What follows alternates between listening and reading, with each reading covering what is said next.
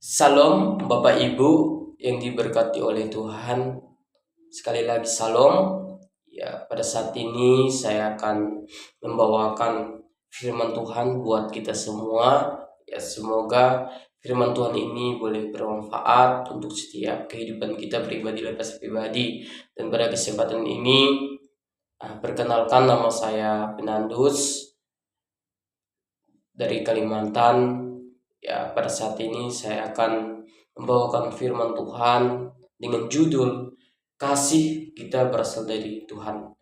Kalau kita lihat dalam 1 Yohanes pasal 4 ayat yang ke-19, demikian firman Tuhan, kita mengasihi karena Allah lebih dulu mengasihi kita. Artinya apa Bapak Ibu? Bahwa kasih adalah dasar kehidupan orang percaya. Dunia mengenal kasih karena perasaan atau keuntungan atau balasan, tetapi kasih yang diajarkan firman Tuhan pada siang hari ini itu berbeda ya Bapak Ibu. Kasih sejati berasal dari Allah. Sebelum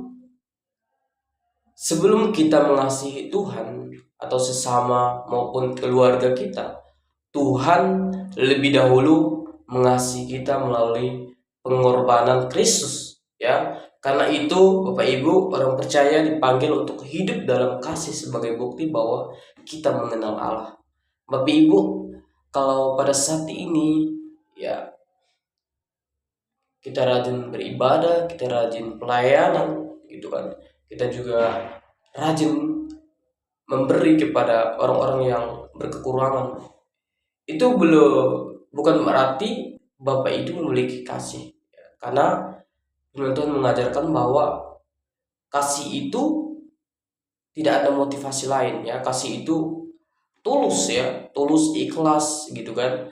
Kalau ketika kita memberi sesuatu kepada orang lain dengan motivasi yang lain, ya itu bukan berarti kasih ya Bapak Ibu. Ya kasih itu benar-benar tulus dari hati yang tidak ada keinginan atau tidak ada motivasi lain ya Bapak Ibu. Di sini saya memberikan pertanyaan kepada kita semua. Mengapa kita harus hidup dalam kasih? Ya, kenapa orang Kristen harus hidup dalam kasih? Ya. Poin yang pertama yaitu karena Allah lebih dahulu mengasihi kita ya Bapak Ibu. Kalau misalkan mengapa kita harus hidup dalam kasih? Kenapa orang Kristen harus hidup dalam kasih? Karena Allah lebih dulu mengasihi kita. Seperti dalam 1 Yohanes 4 ayat 19 tadi mengatakan bahwa kita mengasihi karena Allah lebih dahulu mengasihi kita. Bapak Ibu, saudara-saudara yang dikasihi oleh Tuhan, tanpa kita sadari di dalam setiap kehidupan kita, dalam setiap keseharian kita, ya seringkali kita tidak mengerti apa sih itu kasih. Ketika kita memberi, ketika kita merangkul setiap teman-teman kita dengan tanpa tidak sadari, ya yang paling penting itu kita memiliki hati yang benar-benar tertuju kepada Tuhan. Ya, kasih itu adalah hal yang kita lakukan untuk Tuhan, bukan untuk manusia, bukan mencari pujian dari manusia. Kasih itu mengajarkan kita bagaimana kita benar-benar tulus memberikan setiap hidup kita sepenuhnya ke dalam tangan Tuhan. Bapak Ibu, saudara-saudari yang dikasihi dalam nama Tuhan Yesus, ya, kasih Allah adalah kasih yang tidak bersyarat. Ya Bapak Ibu, kasih Allah itu adalah kasih yang tidak bersyarat. Ya, Tuhan mengasihi manusia walaupun manusia berdosa. Kasih itu dibuktikan melalui pengorbanan Yesus Kristus di kayu salib. Nah, itu adalah salah satu bukti bahwa Yesus benar-benar mengasihi manusia tanpa syarat. Ya, ketika dia mengorbankan dirinya di kayu salib untuk menebus setiap dosa manusia. Dari situ kita melihat bahwa kasih itu tulus. Ya, tidak ada motivasi lain, tidak ada hal-hal yang positif gitu. Bahwa di sini juga dikatakan walaupun oleh sebab itu kita belajar bahwa kasih bukan hanya kata-kata tetapi tindakan nyata. Bapak Ibu, kasih itu bukan hanya sekedar kata-kata, tetapi kasih itu kita lakukan dan kita hidupkan di dalam setiap kehidupan kita pribadi. Ya, makanya di dalam setiap kehidupan kita, ketika kita melakukan kasih, ketika kita benar-benar mengasihi saudara-saudara kita, ya, berarti di situ kita telah menyatakan karakter Yesus. Ya, ketika ya kita melakukan hal tersebut, berarti kita menghidupi setiap firman Tuhan, kita menghidupi setiap keteladanan Tuhan dalam setiap kehidupan kita. Bapak Ibu, saudara-saudari yang dikasih oleh Tuhan, poin yang kedua untuk kita semua yaitu mengapa kita harus hidup dalam kasih. Ya, poin yang kedua itu sini dikatakan kasih menjadi tanda bahwa kita adalah anak-anak Allah. Bapak Ibu, kasih itu menjadi tanda bahwa kita adalah anak-anak Allah atau pengikut Allah. Dalam keluarga, ya, di gereja dan di masyarakat sering kali terjadi perselisihan karena kurangnya kasih, ya. Kalau kita lihat di kampung-kampung kita atau di kota-kota, ketika kita melihat anak-anak muda atau bahkan orang-orang tua yang melakukan tawuran atau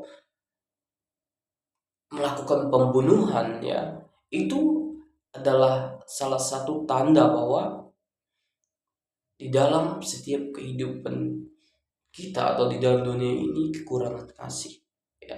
Karena kasih itu adalah tulus, ya.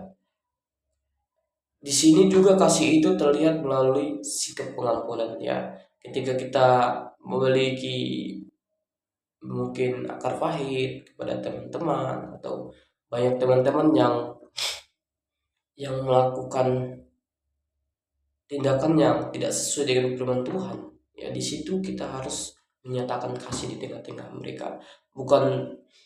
Bukan kita sebagai orang Kristen, orang yang percaya pada Tuhan, kita menghakimi mereka, tetapi mari kita merangkul mereka di dalam Kristus sehingga mereka yang melakukan hal tersebut, sehingga mereka boleh tertegur dan mereka melihat bahwa di dalam karakter kita itu ada Yesus, ya. Di situ juga kita melihat bahwa sikap mengampuni, menolong, menghargai dan peduli kepada sesama itu salah satu kasih, ya. Makanya ketika kita menolong teman, ya, kita jangan memiliki motivasi yang lain, tetapi mari kita menolong teman-teman kita atau saudara, sahabat atau orang-orang yang ada di sekeliling kita dengan kasih, ya. Karena kalau kita menolong orang dengan kasih, maka tidak ada hal-hal yang merusak setiap pikiran kita. Kalau kita mengasihi orang dengan motivasi jahat, supaya orang itu juga mengasihi kita kembali, supaya orang itu benar-benar mau berteman dengan kita, itu namanya bukan kasih, tetapi itu adalah hal yang kita lakukan tapi ada motivasi lain di baliknya. Bapak Ibu, kalau kita mau menolong orang, mari Bapak Ibu lakukan dengan kasih, ya. Karena kalau kita melakukan setiap perbuatan kita dengan kasih, di situ nama Tuhan sudah dipermuliakan. Bapak Ibu, maka kita perlu memeriksa kembali hubungan kita dengan Tuhan. Kalau hubungan kita tidak baik dengan Tuhan atau hubungan kita makin menjauh dengan Tuhan, mari kita dekatkan diri kepada Tuhan, mari kita lakukan kasih, ya. Karena seperti firman Tuhan tadi mengatakan bahwa kasih itu adalah Allah, ya. Kalau kita belum melakukan kasih dalam kehidupan kita, bagaimana kita bisa mencerminkan karakter Allah dalam setiap kehidupan kita pribadi. Dan poin yang ketiga, kasih membawa damai dan persatuan. Ya, kalau kita lihat di dalam keluarga, ya, dalam gereja juga, dalam masyarakat, sering terjadi perselisihan karena kurangnya kasih. Kasih Tuhan memenuhi hati kita, maka kita dapat hidup dalam damai, saling mendukung dan menjaga persatuan. Kasih juga memulihkan hubungan yang rusak dan membawa sukacita. Bapak Ibu,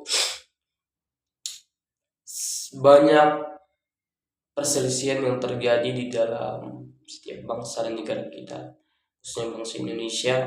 Ya, kalau kita lihat dari pemimpin-pemimpin kita yang ketika sebelum dipilih, mereka banyak kayak menjanjikan sesuatu kepada kita, ya, sehingga ketika kita memilih mereka dengan motivasi lain, dengan motivasi yang mungkin mereka harus memiliki kasih juga di dalam setiap kehidupan kita. Bapak Ibu, pastinya manusia itu tidak ada yang sempurna, manusia itu tidak ada yang memiliki hati yang benar-benar tulus, ya.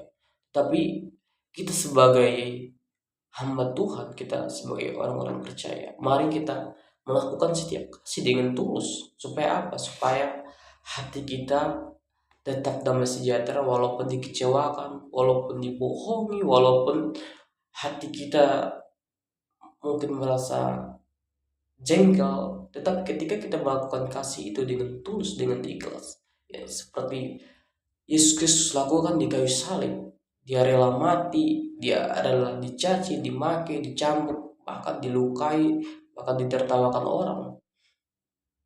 Tetapi ketika dia mati dan naik ke surga, di situ pengorbanan Tuhan tidak sia-sia. Bapak Ibu, ketika kita melakukan pengorbanan kepada orang lain, ya, tapi kita melakukan itu dengan kasih. Mau orang itu membohongi kita, mau orang itu mengecewakan kita, tetapi ketika kita melakukan kasih itu dengan tulus, dengan ikhlas, tetap Tuhan memberikan damai sejahtera dalam setiap hati kita. Bapak Ibu, ada, kalau kita lihat dari awal sampai akhir, ada 3 poin yang tadi kita telah bahas.